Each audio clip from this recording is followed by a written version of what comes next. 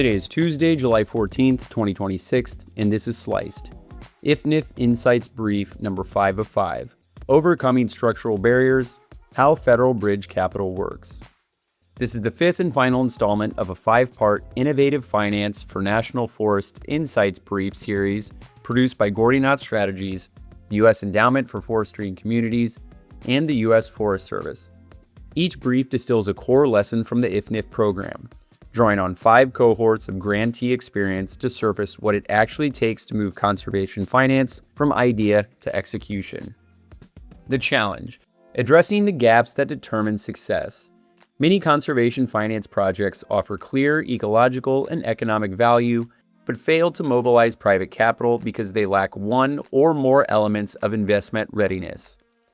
IFNF portfolio analysis revealed that success depends on strength across 7 interconnected dimensions: problem definition, practices feasibility, participation, partners alignment, precision, policy navigation, and payers commitment.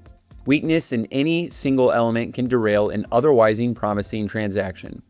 The challenge IFNF addressed was not lack of opportunity.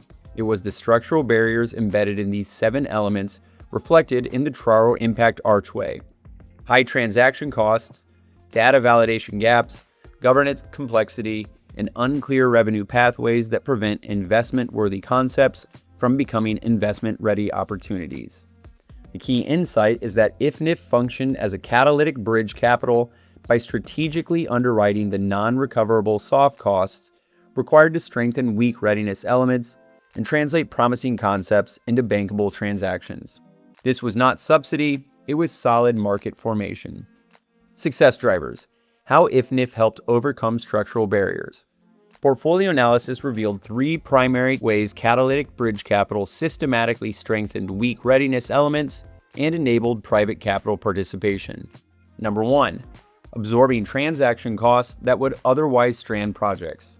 Legal structuring, due diligence, advisory work, and feasibility analysis often consume 10% or more of total capital in early-stage conservation finance, particularly for transactions below $10 million. These upfront costs cannot be recovered if deals fail to close.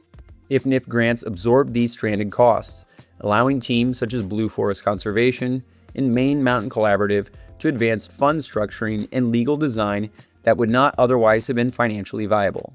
Private capital could enter once transaction structures existed, but rarely assume the cost of creating those structures. Number 2. Funding data validation and market standard measurement systems. Even where economic logic appeared sound, projects struggled to quantify outcomes in decision-grade financial terms. Investors require contractable, attributable benefits that early conservation finance efforts initially lacked. IFNF grants funded development and validation of credible measurement frameworks.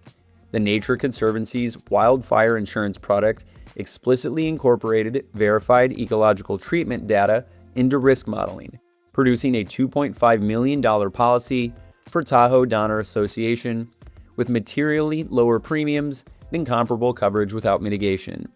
World Resources Institute and Bonneville Environmental Foundation contribute to volumetric water benefit accounting, providing standardized guidance for quantifying water outcomes. Transparent, third-party verifiable measurement strengthen corporate and investor confidence, enabling replication across diverse geographies. Number 3. Creating investable entities with contractual authority. Conservation finance projects typically involve multiple beneficiaries with overlapping interests, such as utilities, counties, tribal nations, federal agencies, and nonprofits. Investors require defined counterparties with legal authority to enter contracts and receive funds. Loose coalitions cannot satisfy this requirement. IFNF grants supported creation or strengthening of formal governance structures, including Summit County's Resilience Fund, recreation councils in Inyo National Forest, and Blue Forest expansion into a repeatable platform. These entities provided the institutional scaffolding required for private capital participation. Common pitfalls: where projects still stumbled. Even with grant support, projects encountered recurring challenges that limited their ability to mobilize capital or meet implementation timelines. The first, underestimating true transaction costs.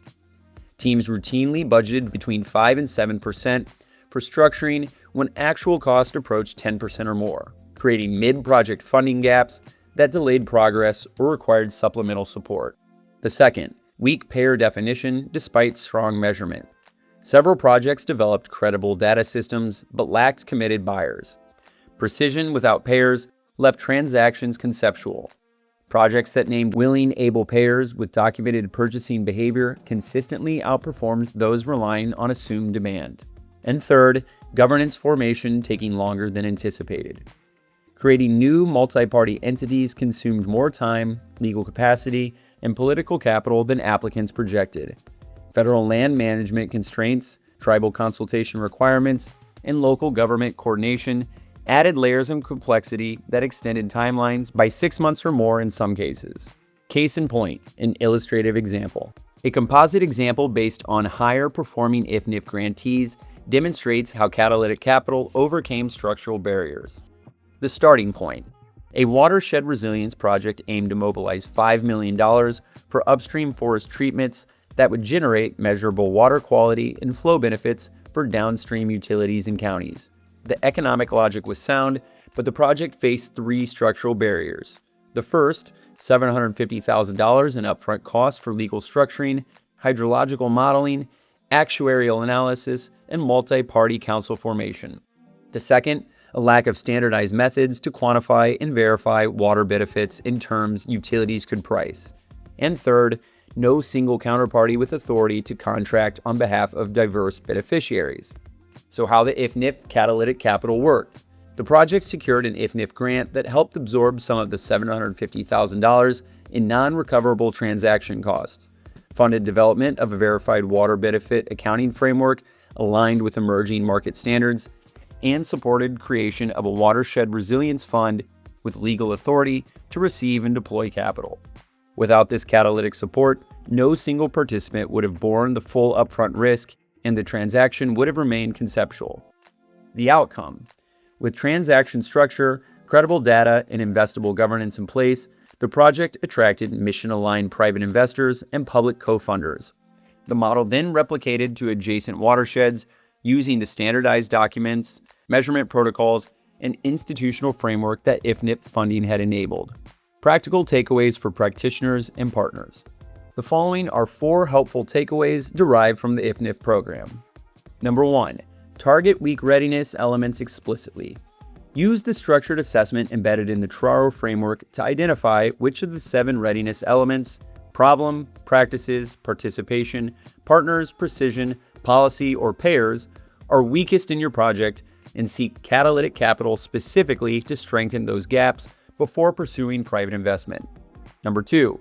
Budget transaction costs at 10% or more. Legal structuring, data validation, and governance formation consume significant resources in early-stage conservation finance. Budget realistically non-dilutive grant capital to cover these costs so that projected returns remain attractive to private investors. Number 3, invest in measurement infrastructure early. Market standard data frameworks reduce transaction costs and increase investor confidence across multiple projects. Supporting their development produces portfolio-wide benefits and accelerates replication. Do not leave this as an afterthought. And finally, number 4, build investable entities, not just coalitions. Private capital requires defined counterparties with contractual authority. Allocate time and resources to creating formal governance structures, even if that work takes longer than anticipated, because loose stakeholder coalitions cannot execute transactions at scale. All right, so that's it for the IFNF Insights Brief number 5 of 5, Overcoming Structural Barriers, How Federal Bridge Capital Works. And that's the final of the IFNF Insights Brief. We hope that you found this Insight series helpful. To read past briefs, please visit www.gordianstrategies.com.